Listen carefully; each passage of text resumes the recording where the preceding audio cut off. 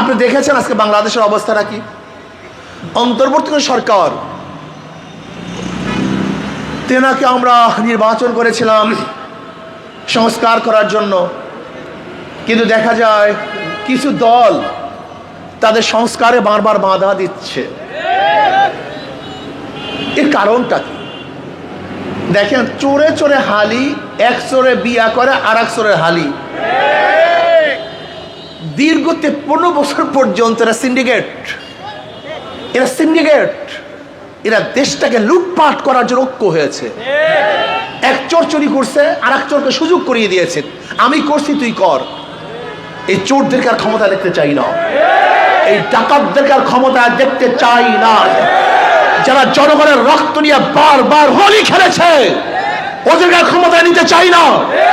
5ই আগস্টের পরে যারা দখলদারি করেছে, যারা জুলুম করেছে, চাঁদাবাজি করেছে, অন্যায় করেছে, অবিচার করেছে, যারা চাঁদা না দেওয়ার কারণে মানুষের গাড়ি ভাঙচুর করেছে, ওই চাঁদাবাজদেরকে আর ক্ষমতায় দেখতে চাই না। ক্ষমতায় নেব না ইনশাআল্লাহ। اللهم صل على رسوله الكريم أما بعد فأعوذ بالله من الشيطان الرجيم بسم الله الرحمن الرحيم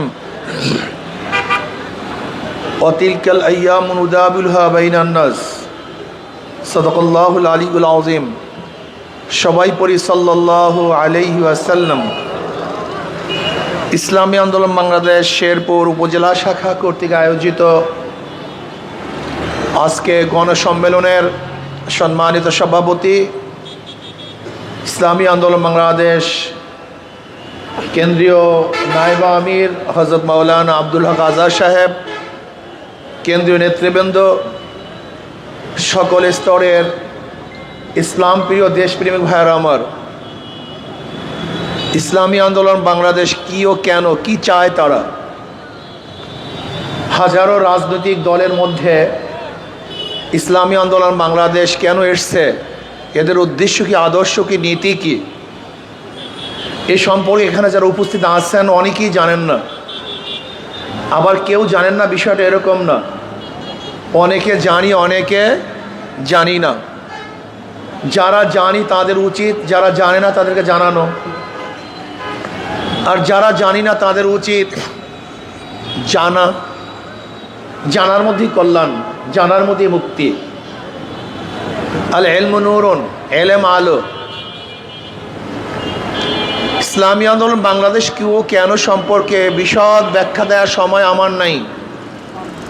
আমি সংক্ষিপ্ত কিছু আলোচনা করব, খুব খেয়ালের সাথে কথা শোনা চাই। ইসলামী আন্দোলন বাংলাদেশ বিশ্বাস করে শুধু দেশ, দল এবং নেতা পরিবর্তনের মাধ্যমে মানুষের শান্তি আসতে পারে না। এ দেশ বারবার পরিবর্তন হয়েছে। ব্রিটিশরা প্রায় 200 বছর শোষণ করেছিল। মুসলমানরা তাদের বিরুদ্ধে আন্দোলন সংগ্রাম করে এ দেশ থেকে তাদেরকে বিদায় হতে বাধ্য করেছে। ভেবেছিলাম বৈষম্য দূর হবে, ব্রিটিশ এদেশ থেকে গেলেই মানুষ শান্তি পাবে, মুক্তি পাবে। কিন্তু আমরা কি দেখলাম?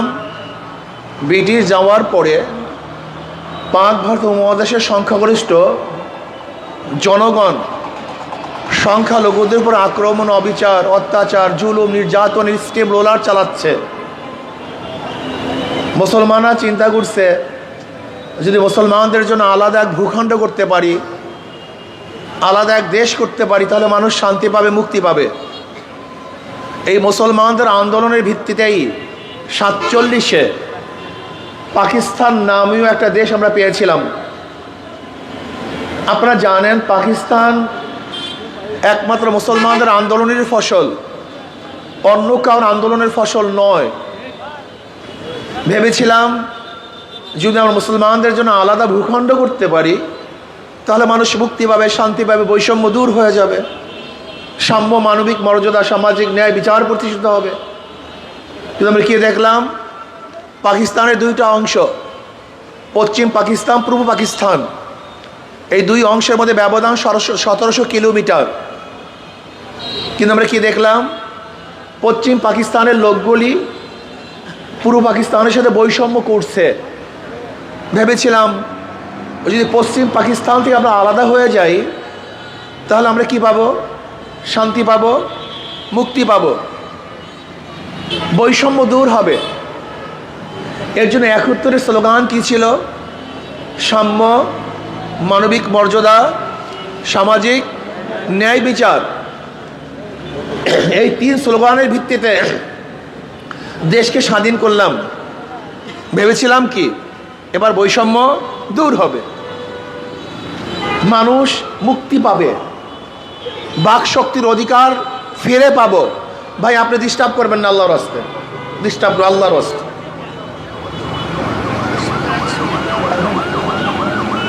বৈষম্য দূর হবে, মানুষ শান্তি পাবে, মুক্তি পাবে।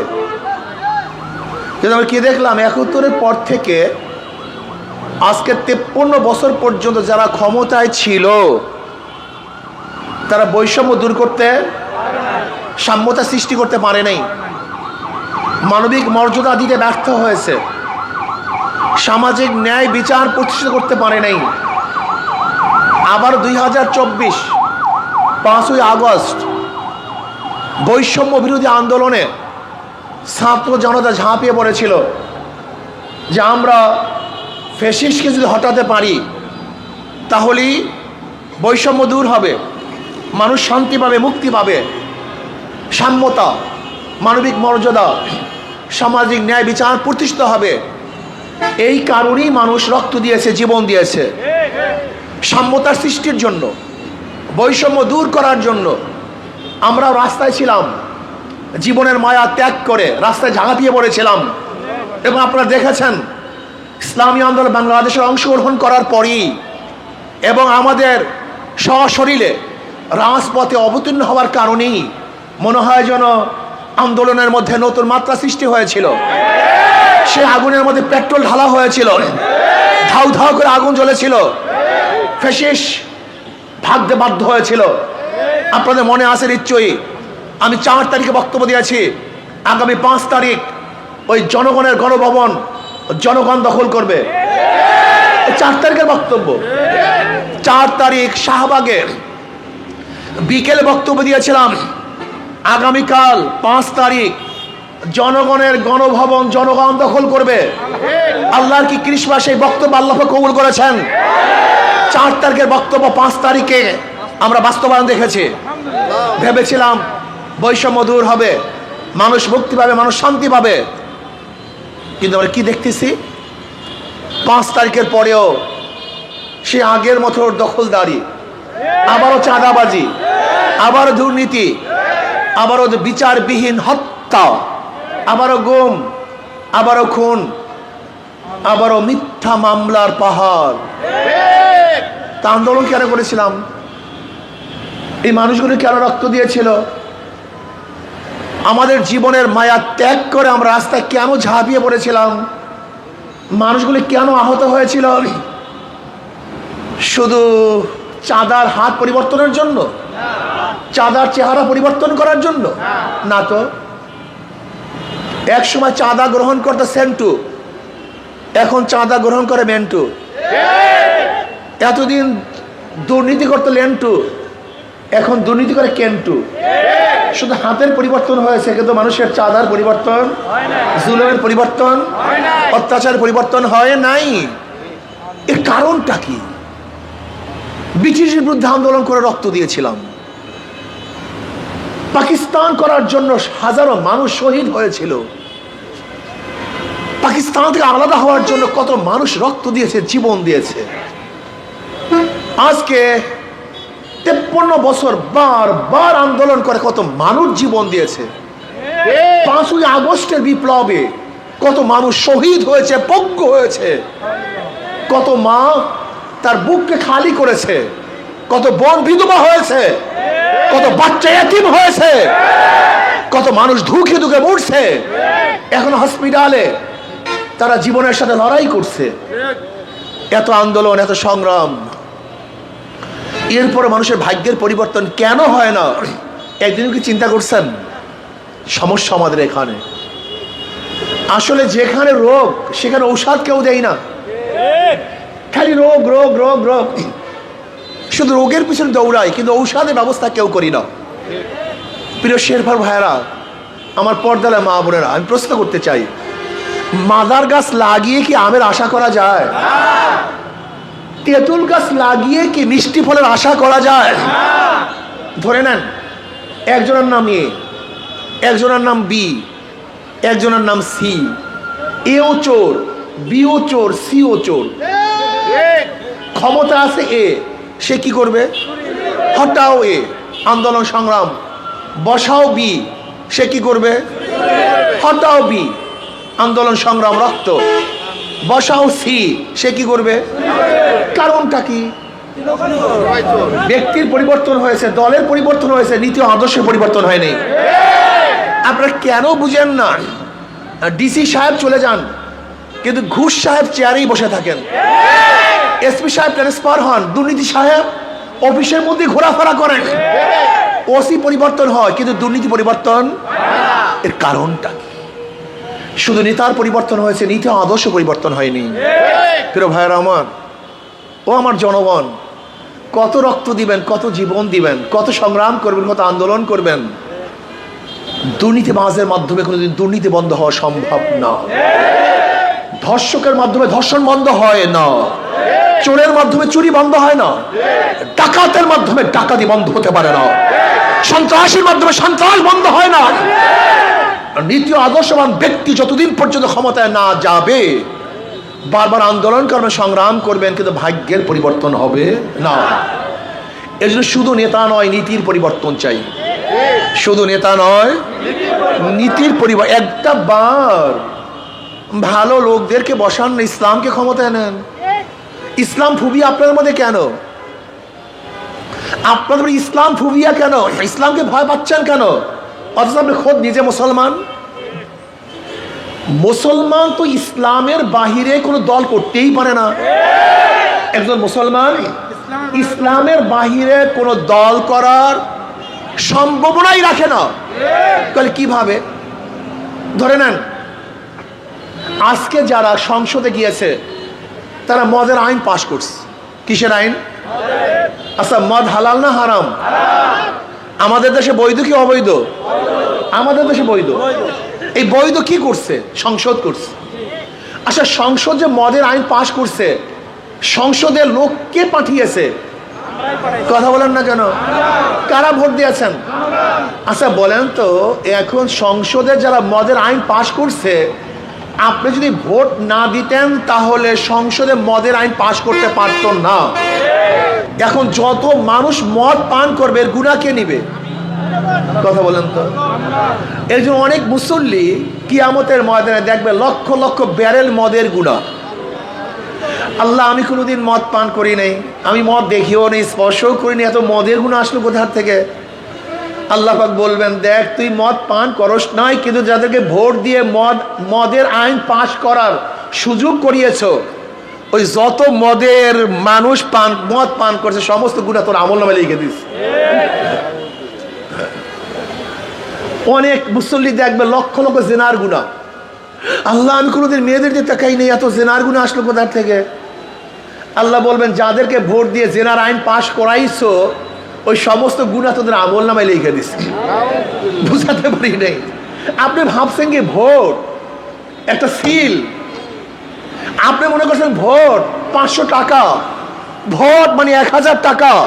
না, আপনি দুনিয়া থেকে বিদায় হবেন, আপনার ভোটের মাধ্যমে যত চুরি হবে, ডাকাতি হবে, ধর্ষণ হবে, জুয়াবাজ হবে, যত মদ পান করা হবে, যত অন্যায় অবিচার হবে, যত মিথ্যা মামলা হবে, যত অবৈধ খুন হবে, সমস্ত খুন এবং অবৈধ কাজের শরিক ওই ভোটার হবে।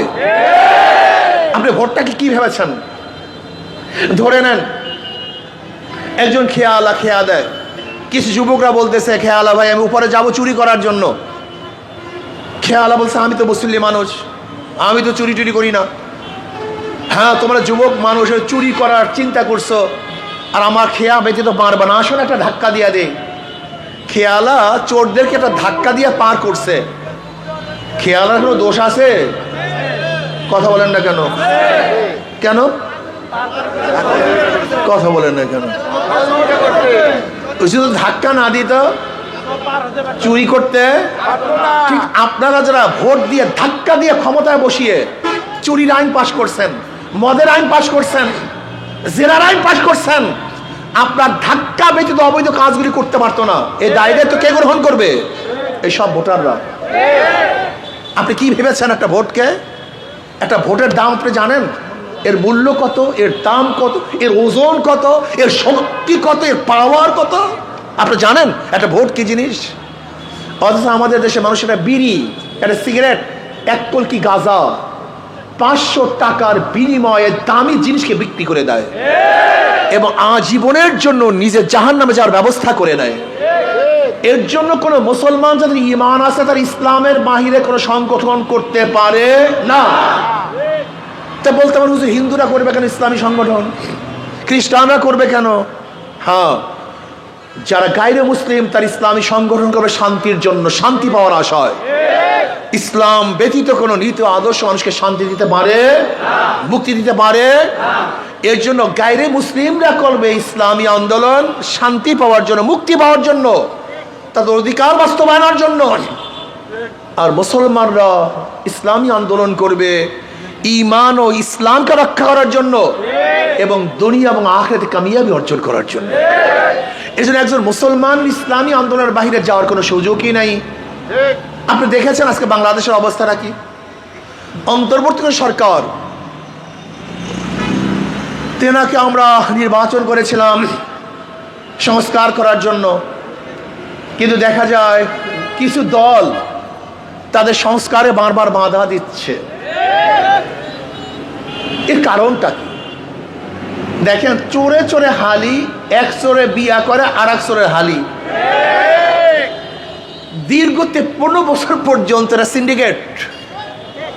সিন্ডিকেট, এরা দেশটাকে লুটপাট করার জন্য ঐক্য হয়েছে। এক চোর চুরি করছে আর এক চোরকে সুযোগ করিয়ে দিয়েছে, আমি করছি তুই কর।